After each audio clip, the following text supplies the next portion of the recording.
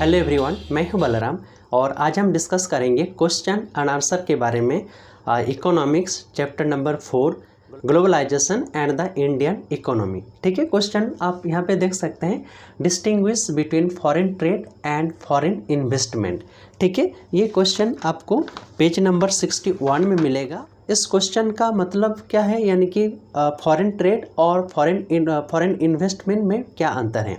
ठीक है, सबसे पहले आपको देखना होगा फॉरेन ट्रेड और फॉरेन इन्वेस्टमेंट क्या है।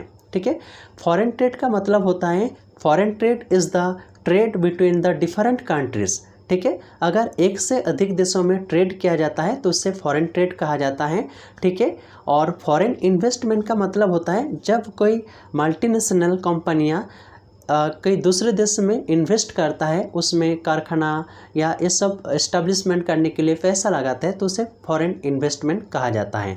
ठीक है, तो फॉरेन ट्रेड का मतलब होता है एक देश से दूसरे देशों में ट्रेड होना। इसके अलावा फॉरेन इन्वेस्टमेंट का मतलब होता है अगर कोई मल्टीनेशनल कंपनीज अगर कोई और दूसरे देशों में जाकर वो इन्वेस्ट करते हैं उसे फॉरेन इन्वेस्टमेंट कहा जाता है।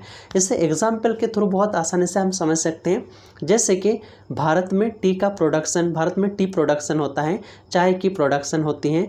अगर भारत का चाय दूसरे देशों में सेल किया जाएगा, दूसरे देशों में एक्सपोर्ट किया जाएगा तो उसे फॉरेन ट्रेड का एग्जाम्पल है। भारत भी दूसरे देशों से बहुत सारे चीज़ें आयात करता है, जैसे कि अमेरिका या इन सब देशों से मेडिसिन ये सब अगर आयात करते हैं तो ये भी एग्जाम्पल है फॉरेन ट्रेड का। फॉरेन इन्वेस्टमेंट का एग्जाम्पल हम देखें तो जैसे कि होंडा, इसके अलावा मर्सिडीज, ये सब मल्टीनेशनल कंपनियां हैं। ये अपने देशों में प्रोडक्शन यूनिट बनाते हैं तो इसके लिए वो बहुत सारे पैसे यहाँ पे इन्वेस्ट करते हैं, तो ये होता है फॉरेन इन्वेस्टमेंट। ठीक है, तो फॉरेन इन्वेस्टमेंट और फॉरेन ट्रेड में ये मेन अंतर होता है।